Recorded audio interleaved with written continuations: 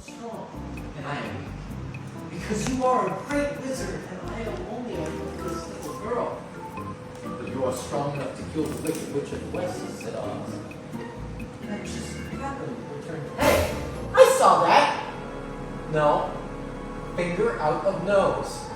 Don't do it again, Tommy.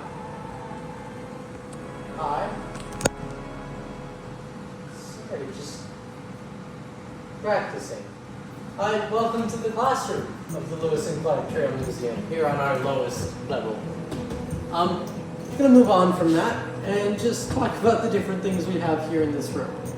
So I'll start here in the corner, but we'll move our way over and around throughout the entire room. So we'll start with what's right above my head here, is sousaphone. Sousaphones are very interesting instruments, and they sound absolutely wonderful. If you're curious as to what they sound like, you can look that up. I might end up linking a video of what a sousaphone sounds like in the description of this video. You can actually see a picture of it over here. So there's somebody playing that exact sousaphone, actually. Belonged to the school here in Alexander, and this museum was actually originally a school built in 1914. It shut down in 1967 and then was converted into a museum in 1969.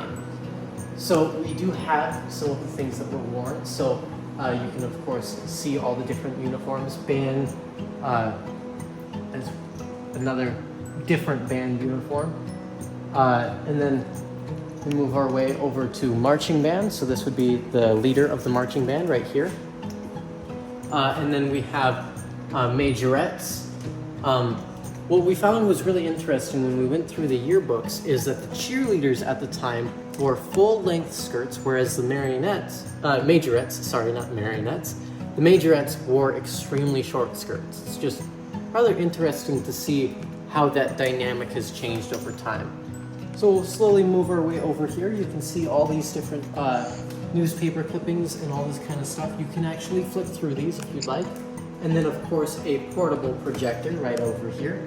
So it may say portable, but it's roughly about 80 pounds. What you would do is you would take these reels off. They would go in their own separate container, which we'll get to shortly here. And then the entire thing would fold up into a suitcase. We have the bottom piece right down here, which would go right over this. And you could carry it as a suitcase anywhere that you wanted to go. It's very, very interesting, and it's what a lot of teachers had. Now we'll move our way over here to all the different books, and then of course we have different rocks, stones, petrified wood, even solidified lava, that sort of thing, and pictures of US presidents, the 10 Commandments, which was oftentimes taught in schools. And this wonderful little piece here, this is in fact a full-sized, full-length, partially illustrated dictionary. It's very interesting to flip through. As long as you are careful with this, we will allow you to flip through it. Now, we'll move on over to here. Here's a piano. Now, sometimes school teachers would play the piano as a way of creating a song to go with what they were learning. So a lot of teachers still do that, but they don't play the piano. They instead will play the music on some other device. And that's something they would also do. So if we move over here, you can actually see a record player here that would play other music, as well as this tune tote, so songs that the kids would like to listen to. But we're actually going to backtrack just a little bit over here. These are the film reels that I was talking about previously. And then here's the globe from one of these classrooms. Now, what's really interesting about this globe is that it's extremely unique, and it doesn't seem like it. But the way that it is held on there, we could not find in any of our research. Throughout hours and hours of research, we could not find out how it was supposed to be hung up. The only way that we could think to hang it up was to attach it to the ceiling here. But what's really interesting is that this can flip all the way around and be completely inverted. Now, we do currently have it set to the 15 degrees off axis of the actual world of Earth. But then we have this pull-down map. It has multiple different maps inside that you can pull down for different things. Most of them were labeled, as you can see here, by the Asia label right there. And they could pull them down, and then they were spring-loaded to roll back up, and you pull down just a little bit further. As a matter of fact, I have one of those hanging in my bedroom. Then here is the clock that would have been in this classroom. And so we have polycarbonate on this, and you can see all the internal workings. These two batteries have roughly the same power as 4 AA's, and they are extremely heavy. If I remember correctly, the two of them together weigh about 1.5 pounds, which is very heavy for batteries. If we move it back here, you can see the full working mechanism. So this piece here would have been taken off when it was functioning. However, we do have it on here just to keep the chain tight for the sake of making sure that it stays in good condition like this. But you can actually rotate it around to be able to look at either side if you would so like. Then we move on to here. We have even more books, including books about our world. For those of you that don't know, a lot of times what they would do is every year they would have this series of books about everything that was going on in the world, compiled from different newspapers. And it was all written into these long books that were used for oftentimes about 10 years. So it was kind of the world of our decade. It's very interesting to look at all the different books, and then if you ever get a chance to read an old book, it's always very, very interesting to read through. We're going to continue over to here. We have all of the sports memorabilia. So we have actual football pads. This is a recreation football helmet. We are trying to get our hands on a real one that was worn by an Alexander comet, but sadly we haven't been able to find one. So if you do know anybody, that would be absolutely wonderful. They'd be willing to donate it to our museum. Then here we have some basketball jerseys. And then we have yearbooks. So these yearbooks are sitting out right now, but you can flip through them. You can fold them up and put them down here and pick a different year. We have a ton of different years. There are some that we are missing.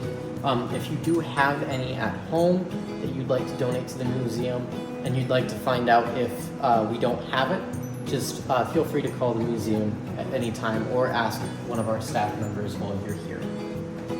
Then we move over to here. We have some trophies, awards, the school patrol stop signs that were used to stop traffic when kids were crossing, as well as a baseball bat, a baseball, and a glove from that time period. We look up and we can see the Cardinals. Now, what's very interesting is that at this time, the women's teams here in Alexander were called the Cardinals, whereas the men's team was called the Comets. Eventually, they become the Comets altogether. And then at one point, it was actually the Comets and the Lady Comets. Nowadays, it's just the Comets. So you can see a wrestling Letterman's. And what's very interesting is looking at the differentiation over time. So, as you can imagine, wearing loose clothing while wrestling is very, very hard because people can grab onto your clothing and pull you in. So originally, they didn't wear shirts. And as a matter of fact, my uncle is in that photograph. I won't point him out, but I do know where he is. And then you can see two more as they went over to tighter shirts, and then eventually the onesies that we know today. Then we have this. So this was not actually Alexander Comets. This was an adult team for baseball. And you can see all the different teams throughout the years, including one that contained my grandfather at the very bottom. So it's very interesting to be able to see that. And then we're back at the beginning. So we're going to go through here. So these are all actual desks that were used in this very school when it was a school, salvaged before it was turned into a museum for this exact purpose. And then we have up here our teacher, who's in a 1920s style gown, as well as a statue of Sakakawea, which would have been common to have because, of course, there's a lot of history there. this is very interesting here. This is simply a stone on it for a temporary replacement. Originally the baseball was on here until we got the glove. We'll be getting another baseball here soon to go on here. But these boards are actually boards from the stage that was in the gymnasium here. So sadly this school was built on a spring, and so the gymnasium was completely ruined. But before they tore it down, my boss actually went out there with a crowbar and removed all the floorboards, or as much as she could, over 200 feet worth of floorboards from the stage to be salvaged and converted into different things here at the museum. So that's one of the small little test pieces that we've done. And we're actually planning on doing a full fundraising event involving those. If you have any questions about that, we'll be showing a full render and a video about that here shortly, and you can talk to us about it, especially at around Old Settlers. Well, I think that's about it for here in the classroom. So I hope you guys enjoy our museum and have a wonderful time here at the Lewis and Clark Trail Museum.